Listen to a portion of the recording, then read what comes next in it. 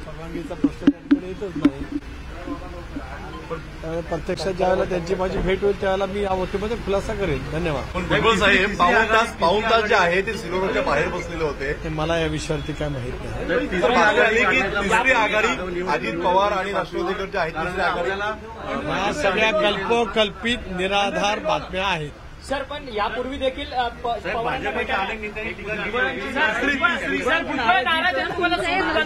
बिलकुल भुजबळ नाराज असतात. कारण काय, कारण बारामतीच्या सभेमध्ये उत्स्फूर्तपणे त्या ठिकाणी ते होते. त्यामुळे विनाकारण काहीतरी चुकीचा पसरून त्यांच्याबद्दलचं ते एक ज्येष्ठ नेते आहे, त्यांचं एक व्यक्तिमत्व आहे. महाराष्ट्रामध्ये त्याने एक आपलं स्वतःचं आगळेवेगळं स्थान निर्माण केलेलं आहे. त्यांच्या भेटीमागचं प्रयोजन, त्यांची माझी भेट झाल्यावर मी तुम्हाला सांगेन नक्की.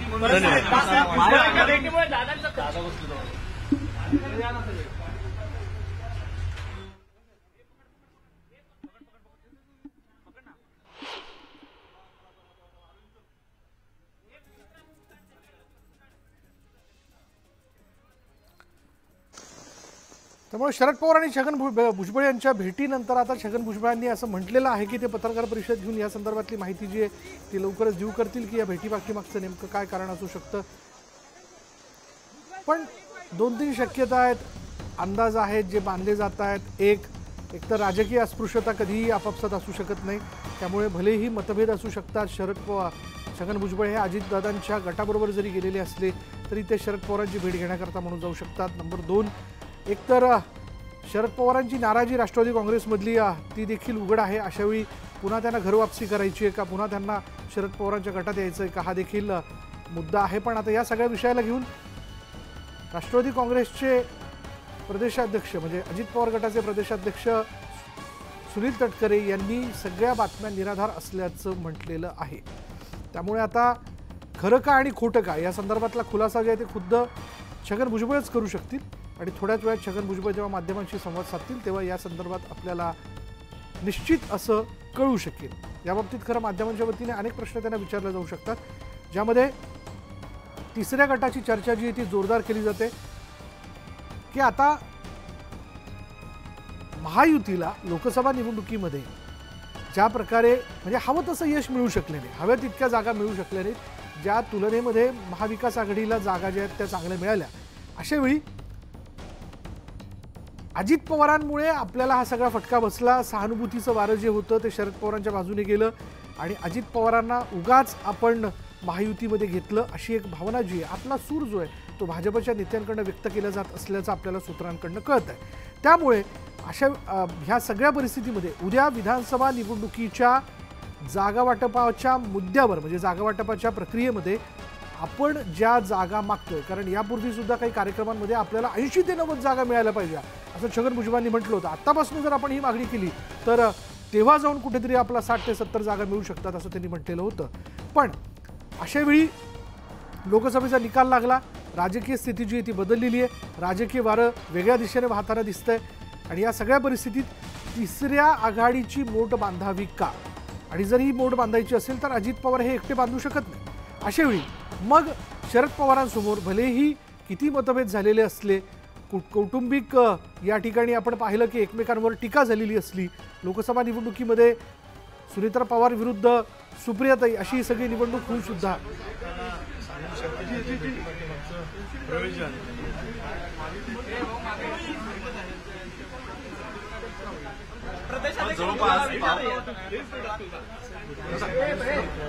परवानगीचा प्रश्न त्यांच्याकडे येतच नाही.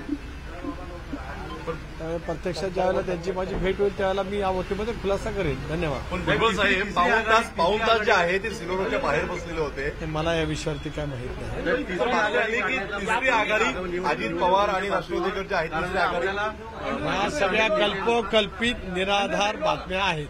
सर, पण यापूर्वी देखील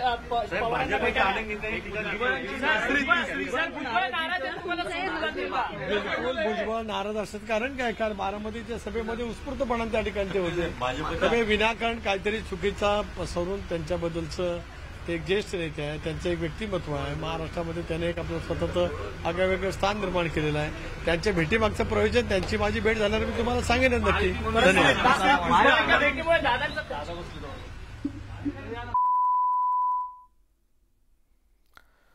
त्यामुळे सुनील तटकरेंनी भुजबळ नाराज असल्याच्या सगळ्या बातम्या या चुकीच्या, निरर्थक असल्याचं म्हटलेलं आहे.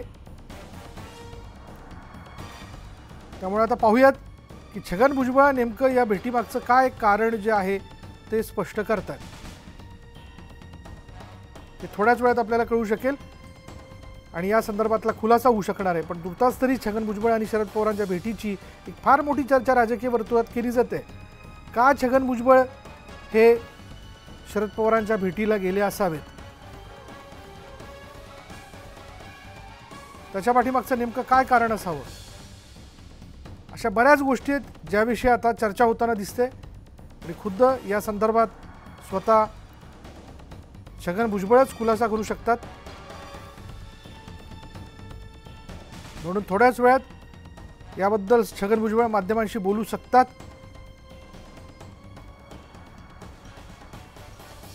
त्याविषयी ते माहिती देतील.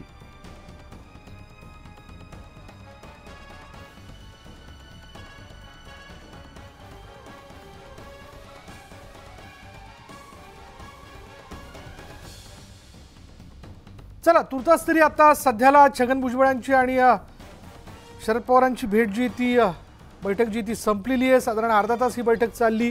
त्यामुळे या बैठकीनंतर आता 2-3 मुद्दे ज्यावर खरं तर आपण बोलणं आवश्यक ठरेल. नंबर एक तर छगन भुजबळ घर वापसीच्या मुद्द्याला घेऊन त्यांना भेटण्याकरता गेलेले होते का. नंबर 2, या सगळ्या राजकीय घडामोडींच्या परिस्थितीत ही निश्चितच सदिच्छा भेट नसावी. म्हणजे याच्या पाठीमागे राजकीय अस्पृश्यता असत नाही, मनभेद कधीही नसतात असं खरं म्हटलं जातं.